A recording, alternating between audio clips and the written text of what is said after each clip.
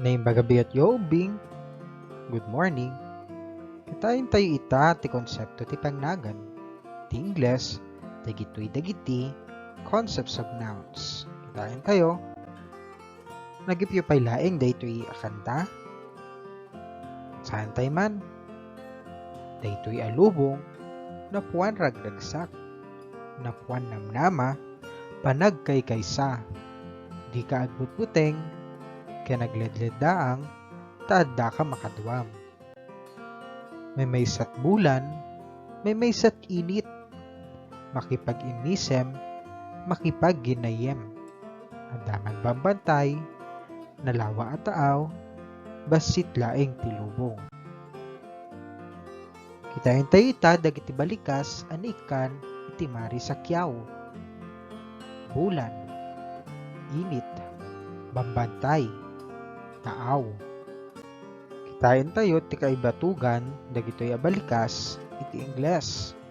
Bulan iti Ingles, moon. Init iti Ingles, sun. Bambantay iti Ingles, mountains. Taaw iti Ingles, sea. Makitam kadi a pisikal dagitoy a banag? Can you physically see these things? Makitam kadi a pisikal ti bulan? Makitam kadi a pisikal ti init? Makitam kadi a pisikal ti bambantay? Makitam kadi a pisikal ti taaw?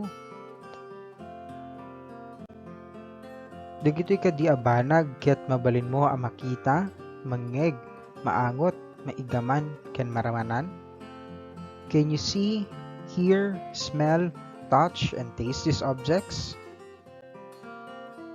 No makita, mangeg, maangot, maigaman, ken maramanan ti banag, daytoy ket konkreto a pangnagan. If you can see, hear, smell, touch, and taste an object, this is a concrete noun. Konkreto a pangnagan dagiti pangnagan a pisikal nga adda. Mabalin dagitoy a makita, mangeg, maangot, maigaman, ken maramanan. Concrete nouns are nouns that are physically present. You can see, hear, smell, touch, and taste these objects. Kitayin tayo dagiti ehemplo. Balay, house. Mabalin na makita ti balay, mabalin pa yung may gaman. You can touch and see a house. This is an example of concrete noun. Kampana, wenno bell. Mabalin na makita, mangeg, ken maigaman ti kampana. You can see, hear, and touch a kampana or bell. This is an example of a concrete noun. Tisabong or flower. Mabalin na makita, see, maangot, smell, timaysa, asabong. This is an example of a concrete noun. Lapis. Mabalin ang ngaigaman, kan makita, ti lapis. Daytoy ket ehemplo ti maysa konkreto a pangnagan. Prito ang manok. Mabalin na makita, maangot, maramanan, ti prito ang manok. Daytoy ket ehemplo ti konkreto a pangnagan. Tantay man daytoy a paset ti kanta. Daytoy alubong, napuan ragragsak, napuan namnama, panagkaykaysa. Di ka agbutbuteng, kaya nagledleddaang, taadda ka makadwam. Nasahin tayo dagiti balikas sa namarisan, ragragsak, namnama, panagkaykaysa, agbutbuteng, kaya nagledleddaang. Dagitoy dagiti kaibatugan, dagiti balikas. Tiragsak iti Ingles ket joy. Tinamnama iti Ingles ket hope. Ti panagkaykaysa iti Ingles ket unity. Ti buteng iti Ingles ket fear. Ti leddaang iti Ingles ket sadness.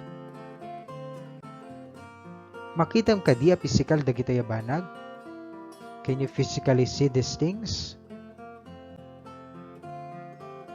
Dagitoy kadiabanag ket mabalin mo ang makita, mangheg, maangot, maigaman ken maramanan. Can you see, hear, smell, touch on these objects? Sana makita, mangheg, maangot, maigaman ken maramanan dagitoy a banag. Dagitoy ket abstrakto a pangnagan.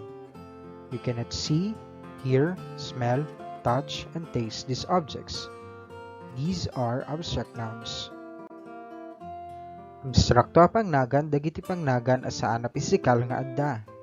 Sana mabalin dagitoy a makita, mangheg, maangot, maigaman ken maramanan. Dagitoy ket ideya, kalidad, wenno emosyon. Abstract nouns are nouns that are not physically present. You cannot see, hear, smell, touch, and taste these objects. These are qualities, ideas, or emotions.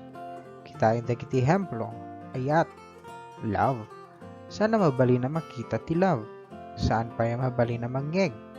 Saan met na maangot? Saan na may gaman? Kan saan na may iramanan? Daytoy nga rod ket abstrakto a pangnagan. Pintas. Saan na mangheg ti pintas? Saan met a maangot? Saan met a maramanan? Daytoy nga rod ket abstrakto a pangnagan. Mura. Ano anger? You cannot hear anger. You cannot also touch it. Daytoy nga rod ket abstrakto a pangnagan. Panagtitinulong or cooperation. You cannot smell cooperation. You cannot also touch it. And you cannot also hear it. This is therefore an example of abstract nouns. No kaya tamamuan ti konsepto ti pangnagan, laglagipen daytoy sa ludsod. If you want to know the concept of nouns, remember this question. Dagitoy kadiabanag ket mabalin mo, a makita, mangheg, maangot, maigaman ken maramanan. Can you see, hear, smell, touch, and taste these objects? If your answer is when or yes, daytoy ket konkreto a pangnagan.